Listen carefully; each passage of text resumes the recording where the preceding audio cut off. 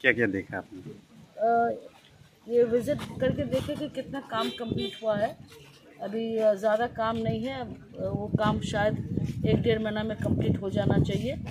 ये हमारे इलाका के बच्चे लोग के लिए बहुत एक बड़ा स्टेप रहेगा। जो गरीब बच्चे लोग हैं उनका कम से कम एजुकेशन, हॉस्टल, ये सब जो हमारे एरिया की मांग है वो पूरा होगा।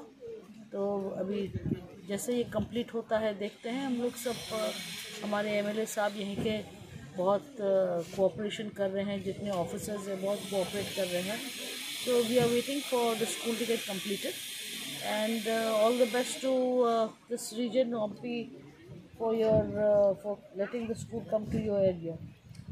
कब तक इनॉग्रेशन हो जाएगा मैम?